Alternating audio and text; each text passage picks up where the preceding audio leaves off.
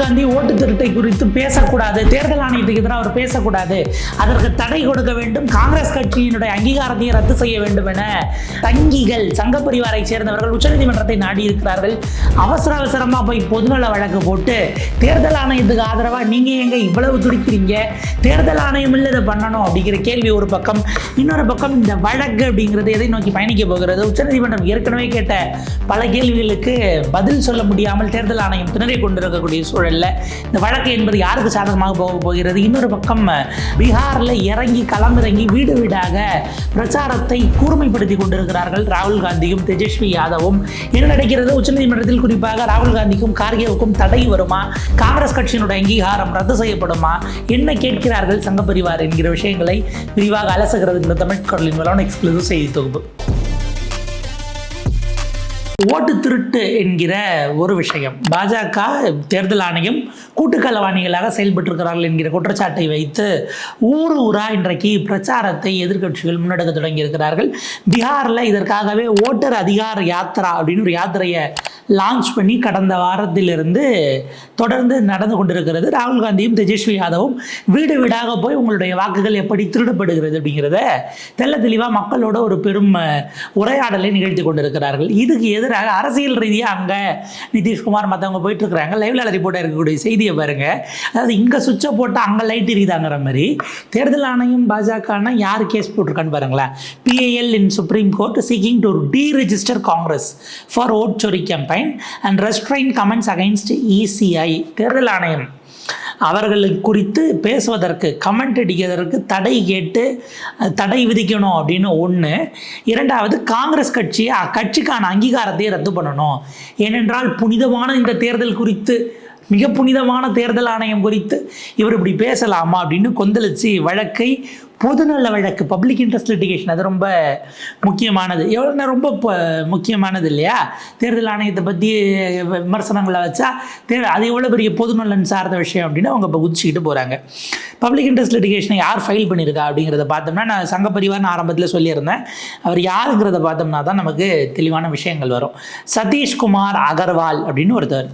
இவர் யாருன்னா அகில் Bharat Hindu மகாசபாவினுடைய ABHM, maximum நமக்கு இங்கே இந்து முன்னணி தான், அங்கே நார்த்தில் தான் ஹிந்து மகாசபா. இந்து மகாசபாவில் இவங்க அகில பாரதிய இந்து மகாசபா இதனுடைய முன்னாள் துணைத் தலைவராக இருந்த சதீஷ்குமார் அகர்வால் என்கிறவர் தான் இந்த பொதுநல வழக்கை தாக்கல் செய்திருக்கிறார்.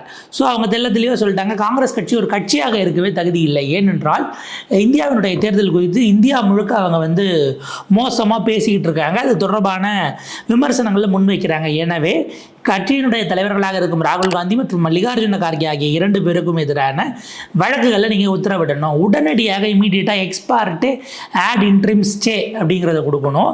காங்கிரஸில் வெறும் ராகுல் காந்தி கார்கே மட்டுமல்ல, காங்கிரஸ் கட்சியை சேர்ந்த எந்த பிரதிநிதிகளாக இருந்தாலும் சரி, லோக்கல் கவுன்சிலர்லேருந்து உச்சபட்ச பொறுப்பில் இருக்கக்கூடிய எம்பிக்கள் யாராக இருந்தாலும் அவங்களுடைய ஏஜென்ட்ஸ், அவங்களோட ரெப்ரசன்டேட்டிவ்ஸ், ஏன்னா இப்போ பூத் ஏஜென்ட்டுகள் போய் வீடு வீட தட்டி அதை பேசிக்கிட்டு இருக்கிறாங்க பரப்புரையில். அவங்களிருந்து அத்தனை பேருக்கும் அவங்க பேசக்கூடாது, பரப்புரை கேம்பெயின் பண்ணக்கூடாது. இஷ்யூவிங் பப்ளிகேஷன்ஸ் இது தொடர்பாக துண்டு பிரசுரங்களில் தொடங்கி நீங்கள் திடீர்னு வீடியோ ரிலீஸ் பண்ணுறாங்க காங்கிரஸ் கட்சியின் சார்பில். இன்னொரு பக்கம் வீடு வீடாக போய் துண்டு பிரசுரம் கொடுக்குறதுங்கிறது ஒரு போராட்ட வடிவம் தான். அதை செய்கிறாங்க. எப்படிலாம் அவங்க ஓட்டை திருடுறாங்க தெரியுமான்னு கொண்டு போய் சேர்க்குறாங்க. இதில் இருந்து அவங்க பேசக்கூடாது, பரப்புரை செய்யக்கூடாது, துண்டு பிரசுரங்கள் கொடுக்கக்கூடாது, இது தொடர்பான வீடியோக்கள் மற்ற விஷயங்கள் எந்த வகையிலும் எந்த மீடியாலையும் அவங்க வரக்கூடாது என்று நீங்கள் உத்தரவிட வேண்டும். அதே போல் தேர்தல் ஆணையம் தொடர்பான கிரெடிபிலிட்டி அண்ட் இம்பார்ஷியலிட்டி, அத்தாரிட்டி, இது 3த்தையும் அவங்க சேலஞ்ச் பண்ணுவதாக இருக்கிறதுன்னு இந்த மனு குறிப்பிடுகிறது. தேர்தல் ஆணையம் எப்படி ஒரு சார்பு தன்மை இல்லாமல் சிறப்பாக செயல்படுதோ அதுக்கு ஒரு களங்கம் கற்பிக்கிற முயற்சி அப்படின்னு அவர் கொந்தளிச்சிருக்கிறார் இந்த அகர்வால், சதீஷ்குமார் அகர்வால். நமக்கு என்ன கேள்வினா, தேர்தல் ஆணையத்துக்கு எதிராக ஒரு பிரச்சாரம், ஒரு பரப்புரை தேசம் தழுவிய அளவில் நடக்குதுன்னா தேர்தல் ஆணையம் வெளியில் வரணும். தேர்தல் ஆணையர் வெளியில் வந்து பேசினார். ஞானேஷ்குமார் பேசின பேச்சு மொத்தமும் அவர் எந்த அளவுக்கு பாஜகவுடைய ஏ டீமாக செயல்படுகிறார் தேர்தல் ஆணையராக இருந்து கொண்டு அப்படிங்கிறது அவருடைய அந்த ப்ரெஸ் மீட்லேயே தெரிஞ்சு போச்சு. இன்னும் சொல்ல போனால் கடுமையான கேள்விகள், ரொம்ப கடுமையான கேள்விகள்லாம் கேட்கல. பிளைனாக பிளாக் அண்ட் ஒயிட்டாக கேட்ட கேள்விகளுக்கு டெல்லியில் அங்கே ப்ரெஸ் கிளப்பில் அவர் பட்ட பாடுங்கிறத நம்ம பார்க்குறோம். ஒருத்தர்லாம் கேள்வி கேட்குறாரு, நீங்கள் ராகுல் காந்தியை சொல்கிறீங்க 1,00,000 ஓட்டை சேர்த்துட்டாங்கன்னொடனே அவர் உடனே இது எழுதி கையெழுத்து போட்டு தரணும், அவர் வந்து அண்டர்டேக்கிங் கொடுக்கணும் அப்படின்னு கேட்குறீங்க. இதையே தான் பாஜகவினுடைய எம்பி அனுராக் தாக்கூர் சொன்னார். அவர் ஒருபடி மேலே போய் திமுக மு.க. ஸ்டாலின் அவர் முதலமைச்சராக இருக்கிறாரு, கூட்டணியை தான் அவர் கொளத்தூர் தொகுதியில் இந்த மாதிரி தான் போலி வாக்காளர்களை சேர்த்து ஜெயிச்சிருக்கிறாரு. ஒரே வீட்டில் 800 பேர் என்னமோ இருக்கிறாங்க அப்படின்னு அவர் ஒரு எண்ணிக்கையை சொல்லி, அப்புறம் பார்த்தா அது அப்பார்ட்மெண்ட்ஸு, ஒரே எண்ணிக்கையுடைய வீடு.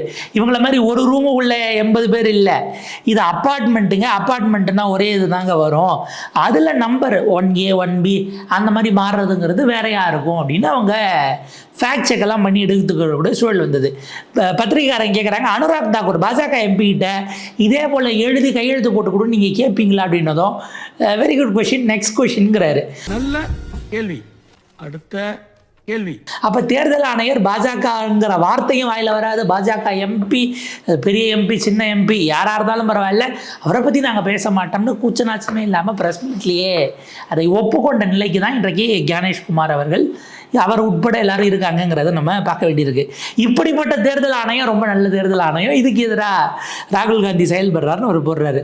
இது வந்து ஒரு ப்ரொபகேண்டா, ஒரு திட்டமிட்ட சதி செயலாக இருக்குது. எதுக்கு அப்படின்னா, தேர்தல் ஆணையத்தையும் வாக்களிக்கக்கூடிய டெமோக்ராட்டிக் ப்ராசஸ் இருக்கு இல்லையா, அந்த ஜனநாயக ப்ராசஸ், இதை வந்து களங்கப்படுத்த வேண்டும் என்பதற்காக இவர்கள் இந்த வேலையை பார்த்திருக்கிறார்கள் அப்படின்னு மிக கடுமையான அந்த பெட்டிஷன் பொதுநல வழக்கில் அவங்க குற்றச்சாட்டுகளை வைக்கிறாங்க.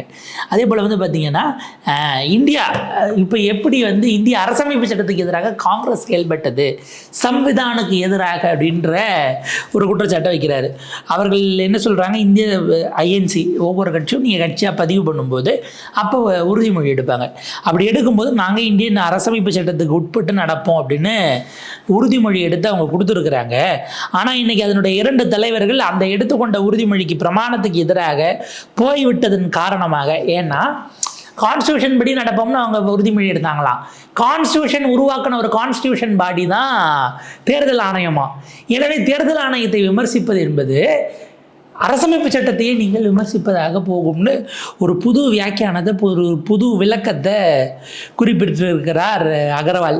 Which is vested with exclusive authority to amend electoral rule across the country அப்படின்னு அவர் அதில் குற்றச்சாட்டை முன்வைக்கிறார். அதாவது இவ்வளவு நாள் நம்ம பார்த்தது, மோடியை கேள்வி கேட்டால் நீங்கள் இந்தியாவுக்கு எதிராக பேசுகிறீங்க, பாரதத்துக்கு எதிராக பேசுகிறீங்க, இப்படியெல்லாம் பேசிக்கிட்டு இருந்தாங்க. மோடிஜியை கேட்டீங்க, அமித்ஷாவை கேட்குறீங்க, எப்போ அந்த ஆப்ரேஷன் சிந்தூரில் பல விஷயங்களை நீங்கள் வெளிப்படுத்தலையேப்பா, உண்மைகளை மறைக்கிறீங்களேப்பா, எல்லா ஸ்ட்ராட்டஜியும் கேட்கல, ஆனால் கேட்குற கேள்விக்கு பதில் சொல்லேன்னு கேட்டால் நீங்கள் வந்து இந்திய இராணுவத்துக்கு எதிராக பேசுகிறீங்களான்னு ட்விஸ்ட் பண்ணிகிட்டு இருந்தாங்க. இப்போ எங்கே வந்துட்டாங்கன்னா, தேர்தல் ஆணையத்தை நீங்கள் கேள்வி கேட்டாலே இந்தியாவினுடைய அரசமைப்பு சட்டத்தை பாரதத்துக்கு எதிராக நீங்கள் பேசுகிறீர்கள்ங்கிற இடத்துக்கு எலெக்ஷன் கமிஷனை கொண்டு போய் இன்றைக்கி அவங்க நிறுத்திட்டாங்க. அதாவது மோடிஜிக்கு இருக்கிற இடத்துல அவருக்கு பதில் அந்த பொண்ணை வைக்கிற இடத்துல பூவை வச்சு பார்க்கணும்பாங்கல்ல, அந்த மாதிரி மோடிஜினாலும் பாரதம் தான், மோடிஜிக்காக செயல்படுற எல்லாமே பாரதம் தாங்கிற இடத்துக்கு இன்றைக்கி அவங்க வந்துட்டாங்க. அதனுடைய நீட்சியாக இது இருக்கிறது.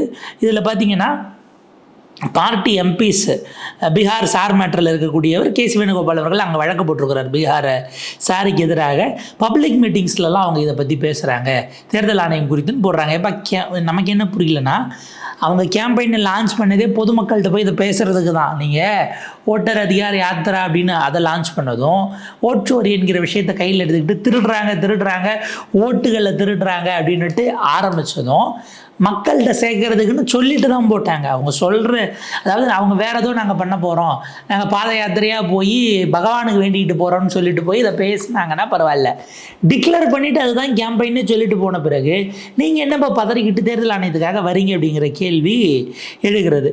அப்போ இவர்கள் இந்த மாதிரியான லாங்குவேஜஸை பொது மீட்டிங்கில் பொதுக்கூட்டங்களில் பேசுவதற்கும் நீங்கள் தடை விதிக்க வேண்டும் அப்படின்னு இந்த பெட்டிஷனர் உச்சநீதிமன்றத்தில் ப்ரேயரை வைக்கிறாரு. அதே போல் வந்து பார்த்திங்கன்னா தொடர்ந்து இதையே திரும்ப திரும்ப சுற்றுறாரு. இந்தியாவினுடைய அரசமைப்பு சட்டத்துக்கு எதிரான நிலைப்பாடு சட்டத்துக்கு எதிராக போகிறது அப்படிங்கிறதெல்லாம் குறிப்பிட்டுட்டு அன்பார்லிமெண்ட்ரி வேர்ட்ஸ், அதாவது நீங்கள் நாடாளுமன்றத்தில் பயன்படுத்தக்கூடாத அவை குறிப்பில் ஏற்றப்படாத வார்த்தைகளை தேர்தல் ஆணையர் மீது பயன்படுத்தலாமா? அதுவும் பிரிண்டில் வருது, எலக்ட்ரானிக் மீடியாவில் வருது, ட்வீட் எல்லாம் போடுறாங்க, இவர் தான் அந்த திருடிட்டு போனவர், இவர் தான் அந்த களவாணி அப்படிங்கிற மாதிரிலாம் பயன்படுத்தலாமா? அதுவும் அவருடைய பதவிக்கு அது நல்லதா அப்படின்லாம் கேட்குறாங்க. ரொம்ப நியாயமானது, ரொம்ப நல்ல கேள்வி. அவர் கேட்ட மாதிரி ரொம்ப நல்ல கேள்வி. அடுத்த கேள்வின்னு நம்ம பேசல.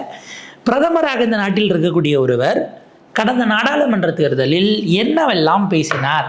அவர் பேசிய வார்த்தைகள் எல்லாம் பார்லிமெண்ட்ரியா? அப்படி அன்பார்லிமெண்ட்ரியா அவர் பேசிய வார்த்தைகளை சர்வதேச அளவில் இருக்கக்கூடிய வெறுப்பு பேச்சுகளை கண்காணிக்கக்கூடிய அமைப்புகள் எடுத்து எத்தனை முறை அப்படி அவர் வெறுப்பு பேச்சை பேசியிருக்கிறார்? ஒரு பிரதமர்னு இல்லை, சாதாரண பேச்சாளர்கள் கூட பேசக்கூடாத வார்த்தைகளை அவர் பேசியிருக்கிறார் அப்படின்னு சர்வதேச அளவிலே பட்டியலில் கொடுத்தாங்களே.